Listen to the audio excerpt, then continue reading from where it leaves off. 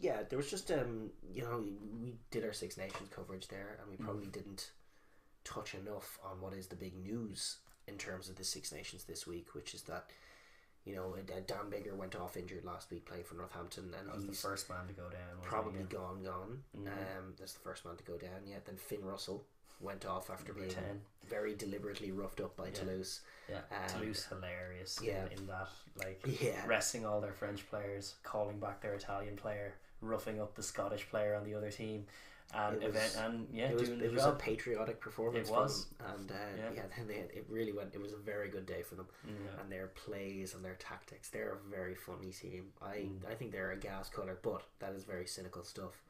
But it's not where the heart of the problem lies. No. It's not in Toulouse. No, doing it's that. not. Yeah, It's it. But so Finn Russell's Russell gone. gone. Sergio Out. Parise, as we said, gone. Yeah. Stade Francais injury, head knock. You could pivot on from those two because Finn Russell's, I think all three of them actually were head knocks. Yeah. So you could pivot on and have the conversation about concussion, which obviously needs to be had and has had a lot. But I just think the broader conversation that we need to have, and we've had it a bit, but probably not enough since we've come back in this podcast, is that quietly in the background, there's a fundamental battle being waged on the values and the quality of the game, and I think it's been waged probably primarily by a selection of the owners in the top tours and the Premiership in England. Yeah. Listen, the point is, like, it's all profit motivated for these guys, right? They're trying to wage a business, and even in that cynical context, which is like bad in and of itself, because the game is more than that and has its values and everything else, which we all know profit motives aren't in and of themselves a good thing. But even in that context, what they're doing is terrible. Yeah.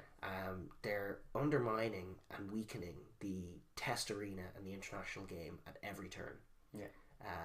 And the calling back, because it's not an international window when they're not playing, the only solution to this is for World Rugby, the governing body of the sport, to say, actually, fuck it. It is a international window for the whole Six Nations. Yeah. And screw you. Yeah. Which is what they do for the World Cup, to their credit. Yeah. It's like, no, this is the World Cup. Back off. Yeah. But so so Finn Russell got called back in from the Scottish squad. Had to fly away from Scotland to Paris. Would have had to fly back to Scotland if he'd been fit to play. Would have had to fly back to Scotland on the Monday because the game was on a Sunday. He possibly would have had to fly back after the game to go to Scotland. As it happened, he had to go to a doctor. He would have to go back to Scotland, then come back to Paris later in the week. Like, it's disruptive. Obviously disruptive. It would have been a 6-day turnaround as well because of the Sunday game. Yeah. To Finn's credit, he came down. He was one of the best racing players on the pitch before he went off. But they roughed him up. He's gone. And now one of, I would say, honestly, the stars of the game. One of the big draws for crowds. One of the people fans love to watch. He is spent playing for a team in front of a fraction of the audience. And this is what the owners don't appreciate. A fraction of the audience of what he would have got if he was playing this week. Yeah. Like, nobody, like outside of France especially, but even in Paris, like, nobody cares about the top coutures outside of France in particular. I mean, don't get me wrong, it's a great competition. Yeah. It's one of my favourite competitions, and the grassroots support for it down in France is the greatest strength that French rugby has, and is one of the best and most colourful viewing experiences that you can have. It's a great competition. They sing their songs beautifully, but the test arena is the foundation of the game. Yeah, it is. Same's true. The Premiership owners talking about, or the stakeholders talking about, like, oh, we're looking to break into Asian markets, American markets with our Premiership product and all this, and it's like, you're dreaming, lads, because the Premiership isn't the Premier League. It's not football. It's rugby.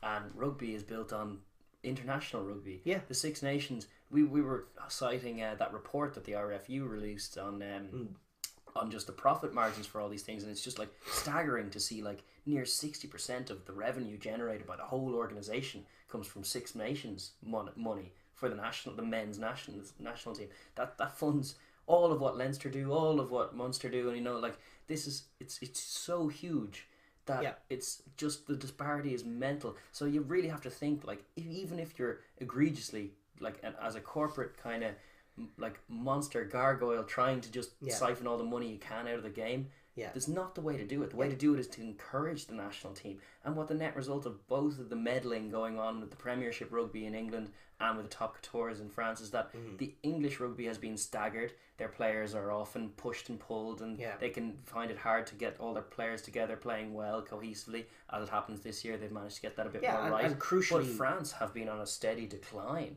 since the top coutures have been getting sugar daddies in. They've also been like subtly weakening. They've destroyed things like Aussie rugby very much suffering for it.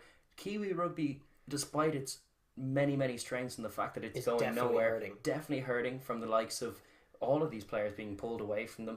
The South Africa just has such a surplus to requirement amount of players that they can actually get away with bolstering up all of these leagues with fairly good club level players. Talent from South Africa. We don't talk enough about how good they are at producing world class players. It's not even world class players. Just top level professional players. Like there's just a myriad of South Africans who really do like bolster up every European competition that there is.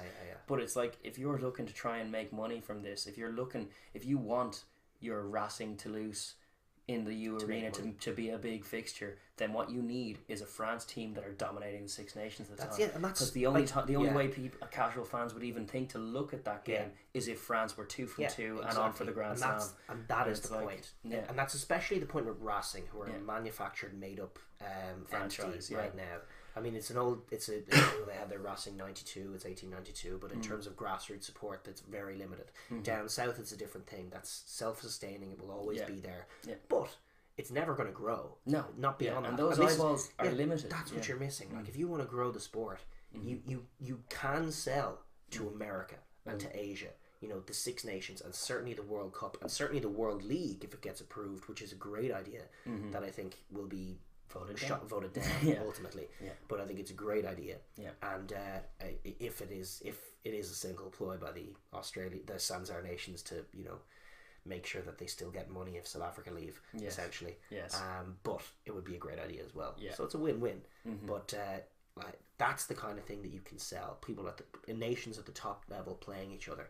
But as you say, like, and then, you know, maybe beyond that, when rugby becomes this established great game and people know the stars, then maybe buying up all the stars and having them, showcasing them, could be an interesting thing. It would be a very cynical and very bad thing. It would make a worse product, but maybe you could get numbers from it.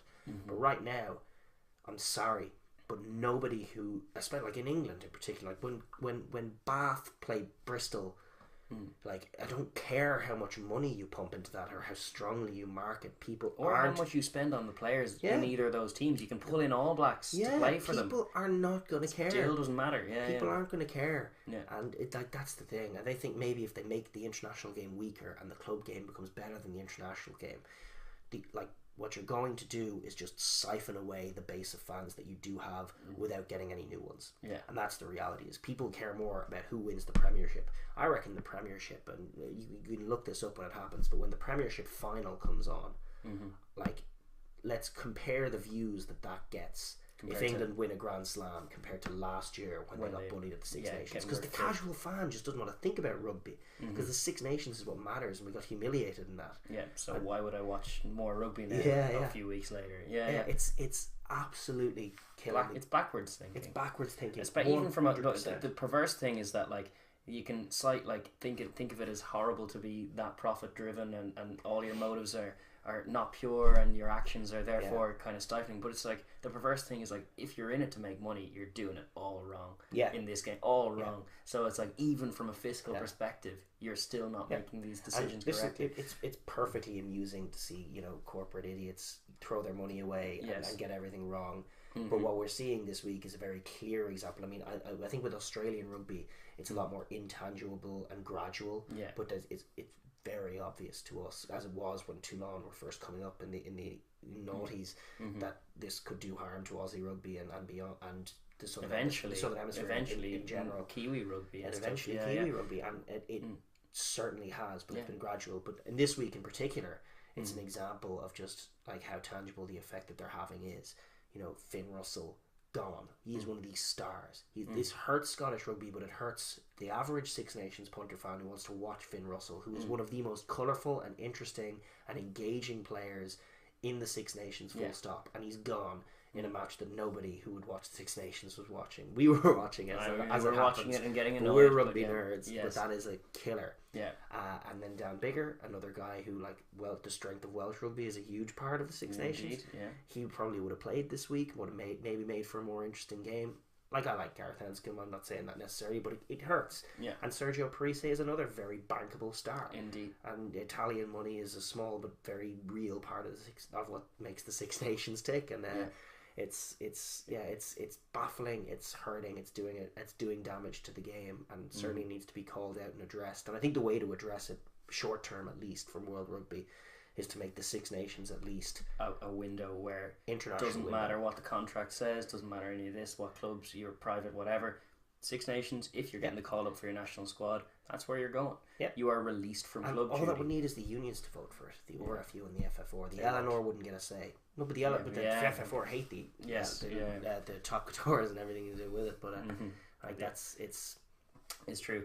But the other thing, because we'll pivot on to make another point with it, because it's like, as well as being that irresponsible, it's also affecting on things like values in the game. 100%. As you're looking at some of the behaviour from some of these clubs and some of the owners therein.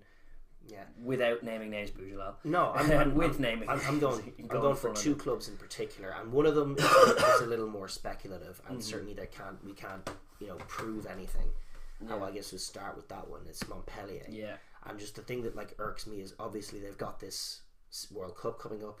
They can do nothing about Fiji assembling their squad and taking a couple of their players away. South Africa will do the same. Happens. That's it. Your season's going to start and you're not going to have your international boys. So sorry, but Fiji's got a World Cup. This matters more to the game. This is the showcase of the game. So for the start of your season, Nemani Nadolo, Timothy Nagusa, they're going to be going with Fiji, training with Fiji. Oh, I'm sorry. They've retired from Test rugby in the same week. To world-class wingers. Nemani Nadolo certainly in the conversation for one of the best wingers in the world, certainly. Yeah. Retired from Test rugby in a World Cup year. Because pressure. I don't know. I guess the only reason we're bringing it up is to say that's bizarre.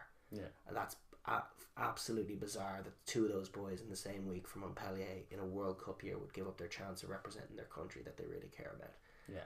And now they're going to just play for Montpellier during the World Cup. I mean, that is a killer, isn't it? That is an absolute killer. Absolute bullshit. It shouldn't be allowed. It's what's pushed me over the edge in terms of, no, I don't like Montpellier. I was half thinking, I'm really harsh on Toulon for all of their exploits, and when I look at Montpellier, I just don't feel the same ire, partly because Nadolo's there, but other reasons as well. I'm just going they seem to have a traditional club. They've at least been in the top couture for ages. I don't begrudge them as much, but I can't deny that they've been at the same behaviour, hoovering up stars, not really building too much for it. And now with this kind of act, you're just thinking, these guys, no, that's not on at all. And it is conjecture from where we're sitting. It is. You know exactly what happened. They were pressured into it from across a boardroom table, talking to some absolute spick, some guy with no clue. And it's just I just hate the priorities that they have. I hate the division between because what has been rugby's the enemy. Test rugby's the enemy in France anyway, where it's two different governing bodies at war with each other, and it's always teams like Fiji that suffer the consequences for all of this baffling nonsense. Invariably, always it gets passed on down the line, all the way to the South Sea Island teams who end up picking up the slack, providing more star power in your team as well. And it's just there's no sense of fair treatment in that. But that's the kind of baffling news that really does grind my gears when you hear it. And listen, I would add the addendum of there's no necessary evidence that happened, but it's crazy. It's I wasn't going to go all out, but it's suspicious. It's certainly suspicious. It's definitely very, very disappointing from a fan of Test rugby, a fan of rugby. Well, any fan of rugby. Nemani Nadolo belongs at the World Cup with Fiji, scoring tries against Australia. You're not going to make the top couture bigger than the World Cup ever. Yeah, and the number one way to make the top couture successful beyond where it is at the moment with its grassroots, which is very good, very impressive, is by making rugby big. And the best way to make rugby big is to make the test game strong. Well, the other thing is, like, from a strictly Montpellier perspective, then, not even talking about the top tours being bigger. If you want your Nemani Nadolo to be the draw, send him to the World Cup. Have him score a load of tries. Then when Fiji get knocked out, he comes back and he has a bit of glitz and star power, and you can advertise your games going like, look at this, remember this mad thing that he did at the World Cup? Well, now he's playing for Montpellier. And it's like, it's exactly what you're saying. It's just backwards thought, short-sighted, as well as mean-spirited, and like just ruining a lot of the game. And the more recent one, which was a huge story this week, and like, you know what, it feels like like, I mean, again, he's gotten away with it, but it feels like the straw that broke the camel's back in terms of people giving this guy the benefit of the doubt. No, he has money, so Mourad Boujellal, but in terms of the general rugby community, Mourad Boujellal is not just, silly comic book man. He is, very bad man who does very bad things. Horrible man. And he's what he did, publicly shaming Julien Savea, who has been in poor form, I'll admit. It's not even a relevant point. It's not. It's like in terms of rugby values, it's very, very unimpressive to see it not get punished. Yeah. And I don't know, he's a private business owner talking to his whatever, but World Rugby actually is the organising body of the sport and has the power, a pretty extensive power to punish. Or at least condemn or reprimand, just put out a statement saying, at the very least, be like, the values, the statements and values of Mourad Boujellal are completely at odds with us and those of anybody involved in the greater game. As well as any decent human. He was. I think you probably know what happened in the story, but what he did is he went out and said Sevea's like, he's past Savea, he's not really Savea. I want to, take a DNA test. He's not welcome ever again at the club. He's got a year left on his contract. He can do what he wants with it. Yeah. Now Savea came out and said, listen, I'm still contracted, so I'm just going to show up and train with the boys. If I'm not welcome, and we'll see what happens. He was very humble and very good with it, and of course he was. He's a nice guy. Yeah, indeed. And I want to shout out to Drew Mitchell, who played and won a Heineken Cup with Toulon. Calling him out on Twitter, he went out and said like, this is absolute garbage, and you want people to play for Toulon, and you're acting like this. Yeah. So he called out his former employer in a public way, which I thought was great. It's good. It's the only kind of trial he can get is trial by public opinion, it seems, because otherwise he's untouchable. Yeah. Artie Savea was obviously, signing on to that train because, the brother in hot water and it's such nonsense. Like, it's so unfair to the guy. And, but the other perverse thing, as you were making the point, like, one of his sentences in that diary is like, he's not the player I bought. And it's like, yeah, he kind of is. Like, we watched his last season in Super Rugby. He'd fallen way out of the pecking order. He'd fallen from the All Blacks. Then he was phases, but he'd been dropped for Ben Lam, and he wasn't playing well or getting picked, and then they bought him on the name. Not only are you a cynical charlatan who tries to buy up talent instead of building anything real, but you're really bad at it. Yeah, you don't know the game enough to do it well, and it's like that's what's. That's what's amusing. It's actually what's amusing about it is to see his selection policy being shown up as just as ridiculous as it is. Your cynicism in the hands of a smarter man could be a real problem. Indeed, but, if you were capable or just I know but it was just the treatment of it, like the whole language surrounding it, and then some of the stories that have come out in the fallout. This is the really interesting thing is that a lad who was scrum half for them, Tino Junior. Polyluiga, I think is. I have no clue how to pronounce that name, but he was articulately telling the story of back in 2008, when Toulon were first had their promotion relegation match, right? To get into the top tours, they had superstar after superstar in that team. I think Tanu Maga, I think Victor Matfield, I think Mertens, and who else was in that team? There was a couple of others. George Cregan, was a who's who of superstars, legends of the game. And little Boujellal, the owner, went into the dressing room before the match, according to this lad, and said to them he's going to cancel all their contracts and cut their bonuses if they lose the game.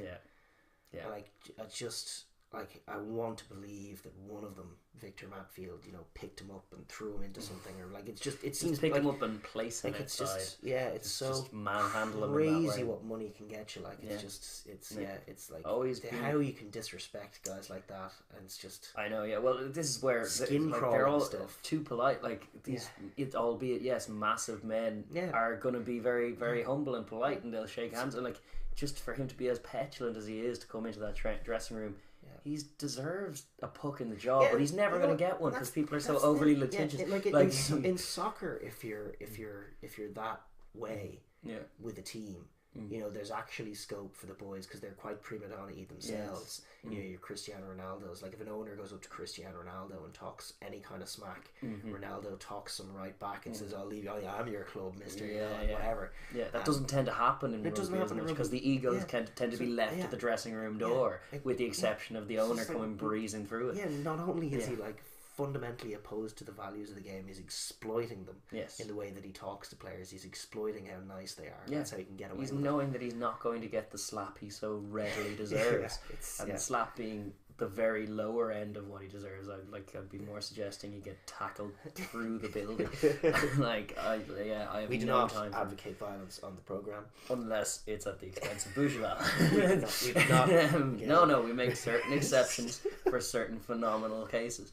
But that was a big news story from this week, and just it goes along with our point prior where it's not directly related to the Finn Russell, Dan Bigger, Parise thing. And you're right, we could have made the point on concussions instead, but it is it's a constantly happening thing in Premiership rugby, but mainly top couture rugby, and mainly a few examples like Boujellal being the exception. But it's like the knock-on effect it has on the game is tangible.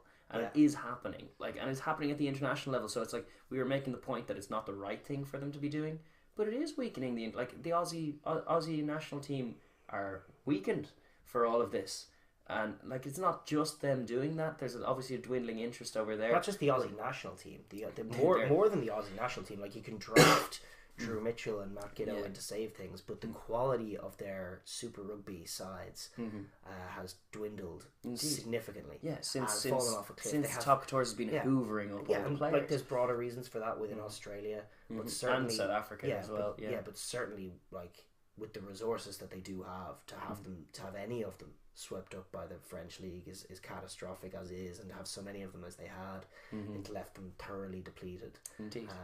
And with teams then who are just not performing to any kind of real professional level, and it's just then bums leave seats and eyeballs leave screens, and the problem gets worse and worse and worse, and you can probably trace it back to the top couture clubs and Boujellal originally coming up with this sugar daddy genius kind of idea, template which there's no way he's made money from this. 3 made Champions money Cups no he's bought 3 trophies.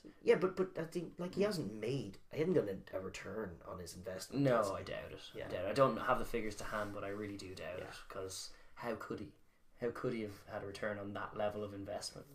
The first team that they won the Pining Cup with, that they were quoted as having, they had World Cup winners from 4 different nations in their squad, and it's like, what is that? What is that? And yes, they played to a half empty stadium, which could never be said of a final with an Irish province or two in it. It's true. Because the grassroots wins, it's a better idea. But more is to the point, the broader point can be made in terms of cynical behaviour from the leagues, but the behaviour of Boujellal specifically this week, it deserves widespread condemnation from he's talked like that for too long and not been condemned.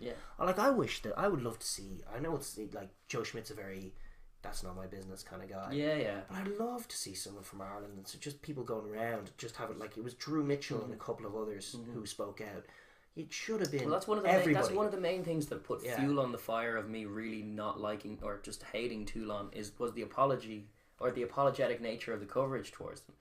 And it was tended to come from Sky Sports, who did a great job with the Heineken Cup. I'm not bashing their coverage at all, but I really did resent the coverage of Toulon, mainly because it was Johnny Wilkinson was there. But it was always there, painted as the good guys in a game against anyone. And as far as I'm looking at it, when Toulon are playing any other team, they're the bad guys in the narrative because Yeah. they're not like there's nothing But, like, good about yeah, it to cheer about. it's one thing to like, and I would just differentiate between that point, which is like about the broad speak of what they're doing to the game, which is definitely true and definitely worth making, and the specific behaviour of Boujellal, which is consistent, and totally inappropriate and at odds with the game, and a layup as far as condemnation. Yes. Like yours is a much more difficult pitch. This is a layup.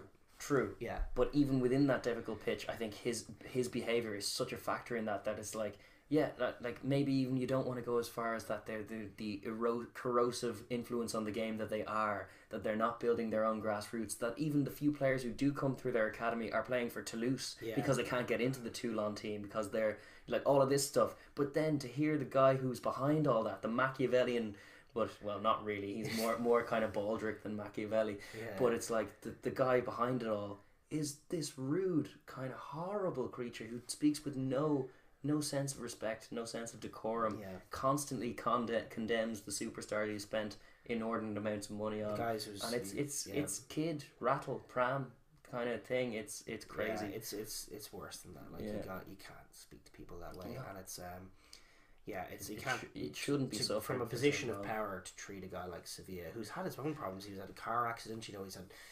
I think his brother died recently. Like he's definitely in not in a good space. Not probably the best state of mind. It's like, and to just treat him like that in the public eye as well. Like he has a habit of doing that. He calls his players out in very public settings and launches into diatribes with the media present about his players, and you're just like, what is that? We can get overboard on this show sometimes in our critique of players and coaches who execute things and do things in life that certainly it's generous to say we've yet to do, we're not able to do in any way.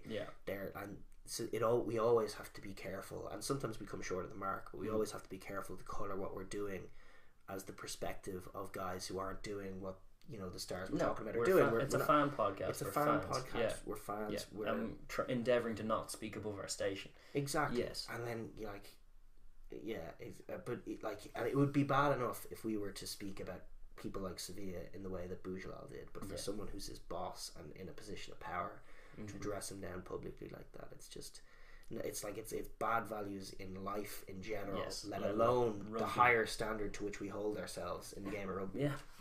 And try to get respect. It's very much. I hate to be such a downer, but it had to be talked about this week. It did. It was one of them big news stories. But we'll pivot back to what happened. Thank you very much for watching that video. If you're new here, please like and subscribe down below, and leave a comment as well, because we enjoy the chat and conversation. Thank you.